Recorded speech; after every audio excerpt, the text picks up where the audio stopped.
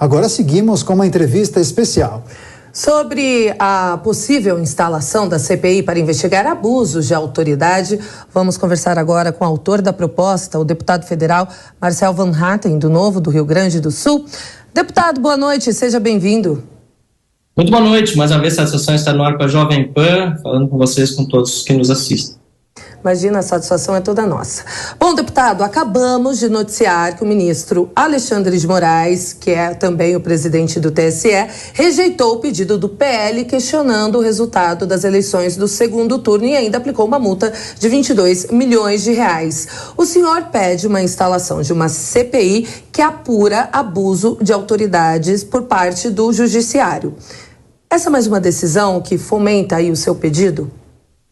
Não tenho a menor dúvida disso. Na verdade, ela acaba confirmando a necessidade de investigar-se todos esses abusos de autoridade. Se tivesse acontecido antes do protocolo da CPI, nós teríamos incluído, inclusive, no requerimento, porque o processo eleitoral, como um todo, a lei permite que você, tanto antes, como durante, como depois, possa fazer os seus questionamentos. E um partido político agora está sendo penalizado por um número expressivo, né, um numerário expressivo de 22 milhões de reais, que parece, inclusive, ironizar o número do partido. Não sei se essa foi a intenção do ministro, mas parece até dar a entender isso. Eu acho um descalabro que está acontecendo hoje no nosso país. Nós precisamos colocar a bola de volta no meio de campo, como se fala no jargão do futebol, agora ainda mais em alto com a realização da Copa do Mundo, e colocar o Congresso de volta no seu lugar e o Supremo de volta no seu lugar. O Congresso hoje está apequenado, está acovardado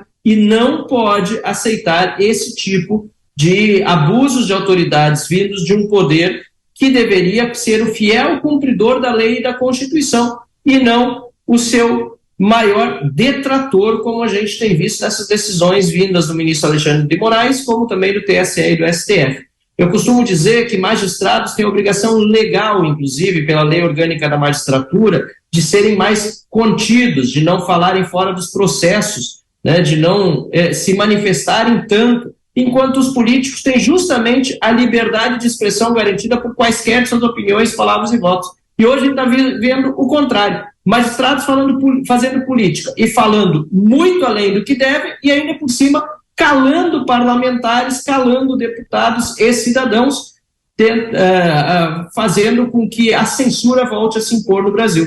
Por isso nós propusemos essa CPI, que agora está a apenas 14 assinaturas de atingir o mínimo de 171 necessários para ser instalada. Essa é a notícia que, inclusive, dou em primeira mão aqui à Jovem Pan e a todos que nos acompanham. Faltam apenas 14 assinaturas de deputadas e deputados federais para que a CPI tenha um mínimo de 171. E eu incentivo todos aqueles que estão assistindo a procurarem nas redes sociais. As minhas páginas, por exemplo, estão lá divulgados todos os deputados que já assinaram as CPIs, que procurem os seus representantes para que assinem também essa CPI se torne uma realidade. Perfeito. Agora, deputado, para a gente privilegiar também as pessoas que acompanham a programação da Jovem Pan News, mas não necessariamente fazem parte e acompanham diariamente o noticiário de política do Poder Judiciário ou mesmo do Poder Legislativo, quais são os episódios, na avaliação do senhor, mais gritantes, que poderiam ser enquadrados como abuso de autoridade, para que essas pessoas possam compreender o que é uma medida correta, legal, que respeita a legislação, e outra que pode ser considerada um abuso de autoridade. E o quanto, na avaliação do senhor, essa situação que o país passa tem a ver com as medidas tomadas por integrantes do Poder Judiciário, sobretudo cortes superiores. Perfeito, Daniel, ótima pergunta, até porque assim a gente traz a realidade das pessoas, aquilo que está acontecendo hoje no nosso país. E uma CPI, uma Comissão Parlamentar de Inquérito, que é preciso ser séria para funcionar, ela requer fato determinado. E nós apontamos 3 fatos determinados que configuram, no nosso entendimento, abusos de autoridade do TSE ou do STF cometidos ao longo dos últimos meses, né? O primeiro deles, quando 8 empresários tiveram suas redes sociais bloqueadas, tiveram suas contas bancárias bloqueadas, tiveram busca e apreensão em virtude de uma conversa num grupo de WhatsApp que foi divulgada por um único meio de comunicação, sem a identificação da fonte daquele vazamento, ou seja, completamente fora do escopo do devido processo legal, sem participação de Ministério Público, com dificuldade dos advogados acessarem os autos, ou seja, algo que só se vê em ditaduras e em regimes de exceção. Aconteceu com 8 cidadãos brasileiros, independentemente se são empresários, se são pessoas de outros ramos da vida pública, tiveram as suas vidas devassadas de uma forma inconstitucional e fora do devido processo legal. O segundo momento foi o que nós apontamos que aconteceu mais recentemente, em que 43 empresas, 43 CNPJs tiveram as suas contas bancárias bloqueadas em virtude de participação em manifestações aqui em Brasília. Caminhões que foram identificados por meio de suas placas tiveram os proprietários tiveram as suas contas bloqueadas, os CNPJs, as empresas proprietárias, e inclusive dentre essas empresas havia uma financeira, a Robobens, que não é proprietária dos caminhões, ela apenas faz a operação na modalidade leasing, quando ela detém a propriedade do caminhão, enquanto o real proprietário, na verdade, está fazendo o pagamento daquelas parcelas do leasing para a operadora financeira. Então, isso foi um evidente abuso de autoridade também, foi algo que extrapolou completamente os limites daquilo que se espera de um magistrado, que se espera da justiça brasileira ao atuar com seriedade, porque as contas foram da noite para o dia bloqueadas, inclusive sem explicação em vários processos que correm em segredo de justiça. E o terceiro fato que nós mencionamos foi um relacionado justamente a toda essa celeuma em torno do processo eleitoral, questionamentos que surgiram nas redes sociais, e um professor da FGV, que inclusive até pouco tempo sim esteve no governo Bolsonaro, mas concorreu a vice-presidente na chapa de uma concorrente de Jair Bolsonaro, Soraya Tronic, o professor Marcos Sintra, que não é bolsonarista. Ele foi bloqueado nas redes sociais por fazer perguntas sobre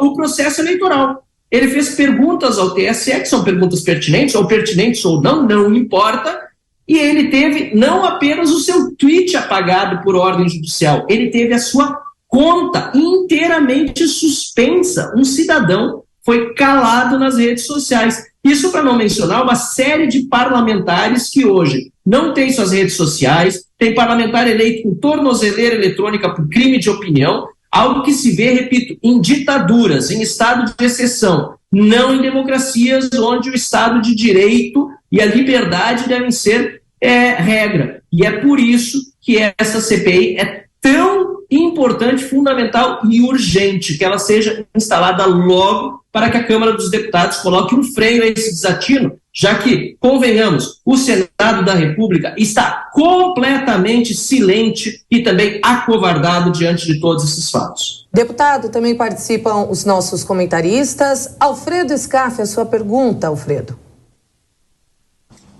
Deputado, boa noite. O que me preocupa muito é a questão da independência parlamentar. O senhor acredita que determinados artigos da Constituição, que qualquer criança sabe interpretar, tipo, quaisquer opiniões, palavras e votos? O senhor acha que a próxima legislatura vai ter a necessidade de, mesmo com entendimento básico, literal, dos princípios constitucionais, garantias constitucionais, mas especificamente a questão da imunidade parlamentar, que deve ser estendida a todo o exercício parlamentar? O senhor acha que, mesmo assim, a próxima legislatura necessitará de leis complementares para explicar o óbvio, isto é, para complementar artigos da Constituição para que eles não sejam violados? Scaff, satisfação falar com você. É, para mim, assim, surreal o que nós estamos vivendo hoje no Brasil. Surreal. Leis complementares de nada adianta. Não, de nada adianta nem emendar a Constituição hoje mais. O STF decide o que quer. Os ministros do STF são os donos do Brasil atualmente. Se a gente fizer uma lei, aprovar tudo direitinho dentro do processo legislativo, alterar a Constituição, Um ministro do STF, em decisão monocrática, pode suspender o que 513 deputados federais e 81 senadores decidirem em votações de 2 turnos com 3/5 dos votos. Você sabe quão grave é isso? Eu sei. Isso significa fechar o parlamento.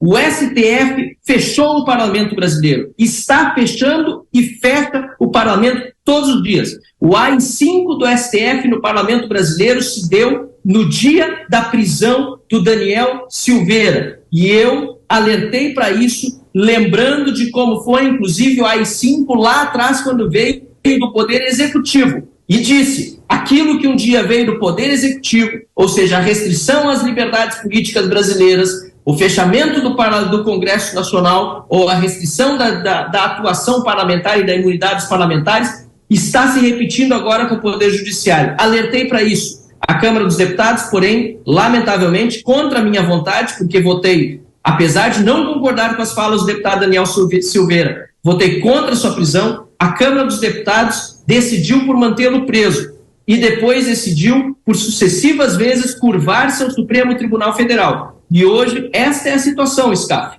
Nós vivemos num período de anormalidade em que o STF se agigantou de tal forma que está fechando o Congresso Nacional, fechando o Parlamento Brasileiro. Deputados e senadores servem apenas para serem despachantes de luxo de emendas de vereadores e de prefeitos para garantir as suas próprias reeleições e das reeleições dos políticos que estão nas bases. Fazer leis, fiscalizar, está deixando de ser papel do Congresso Nacional e no próximo mandato, pelo que eu estou percebendo, não teremos mais a menor chance de fazer nada disso, porque quem está fazendo, usurpando as prerrogativas do parlamento, é o Supremo Tribunal Federal, completamente ao arrepio daquilo que diz a nossa Constituição. Para fechar, Rodrigo Constantino, sua vez. Boa noite, deputado. Parabéns pela iniciativa. Está muito claro que um poder subjugou os outros 2 poderes no Brasil hoje. É uma situação não só de anomalia, como de destruição das instituições democráticas, né? É uma ditadura. E eu queria ler um trecho, já com base nessa decisão do ministro Alexandre de Moraes, do seu colega de parlamento e nosso colega de jornalismo e Jovem Pan, Paulo Eduardo Martins, que diz: você leva uma questão à justiça e apresenta um trabalho técnico a respeito. A justiça condena você a pagar 22 milhões, aliás, parentes, número nada sutil, né? É o número do Bolsonaro, por ter feito o questionamento. Antes, o problema era segurança jurídica. Agora, já não se sabe se é seguro buscar o judiciário. Ainda há quem fale em democracia. Deputado, o senhor já mencionou, mas podemos atestar com toda a segurança que o Brasil não tem mais uma democracia hoje. Eu atesto como parlamentar, atesto como cientista político, atesto como cidadão brasileiro e confirmo, não vivemos uma democracia em que se pode ter a garantia da segurança jurídica, da defesa da liberdade, do Estado de Direito, pela instituição mais importante no momento de garanti-las, que é o Poder Judiciário. Nós estamos sofrendo muito como brasileiros nesse momento e eu conclamo os meus colegas parlamentares, deputados federais principalmente, senadores também. Deputados federais são aqueles que representam o povo brasileiro. Caros colegas, ou reagimos agora à altura dos cargos que nos foram confiados pela população brasileira e dizemos, alto e bom tom, que quem define num país o que é democracia e o que está numa Constituição é o parlamento brasileiro, ou assumamos que as portas do Congresso Nacional estão fechadas pelo Poder Judiciário, ou assumamos que o cidadão brasileiro precisa se conformar com a ditadura da toga e continuemos fazendo o trabalho de despachantes de luxo, de vereadores e de prefeitos e cuidemos das vidas no parlamento como, lamentavelmente, durante tantas décadas aconteceu no nosso país. Não há nada, até para fazer aqui essa ressalva, de errado em parlamentares terem, dentro do orçamento da República, a sua participação para fazer a indicação daquelas verbas que são necessárias para os seus municípios. Acontece no mundo todo, nos Estados Unidos, na Inglaterra, em qualquer país democrático, aliás, os parlamentos surgiram controlando o orçamento.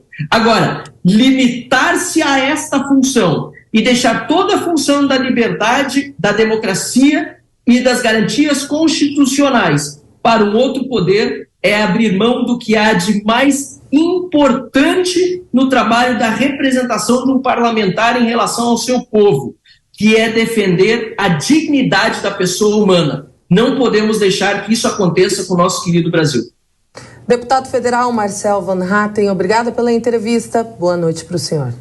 Muito obrigado, boa noite. Perdoe talvez pela veemência, mas infelizmente o momento exige. Até me estranho falando assim, porque não está fácil suportar, desculpa até o desabafo que no fim, os últimos dias de tanta pressão que a gente vê de todos os lados e de tantas pessoas preocupadas, inclusive comigo. Eu fico triste de ouvir que numa nação democrática tem pessoas preocupadas comigo, com minha integridade, com a possibilidade de eu vir a sofrer muitas restrições que colegas estão sofrendo. Faço esse desabafo aqui à Jovem Pan com muita emoção, porque eu não imaginei que eu chegaria no dia de ser deputado federal numa democracia como o Brasil, com pessoas que votaram em mim tendo medo do que poderia acontecer comigo se eu viesse a falar qualquer coisa numa rede como a Jovem Pan. Isso é um absurdo, é inadmissível. Eu nunca vou ter medo de me expressar, mas eu agradeço também a solidariedade de todos que têm mais preocupação do que eu e que não estão nessa posição que eu assumi e que, com a graça de Deus, aí tem conseguido levar adiante. Obrigado, uma boa noite. Boa noite, deputado.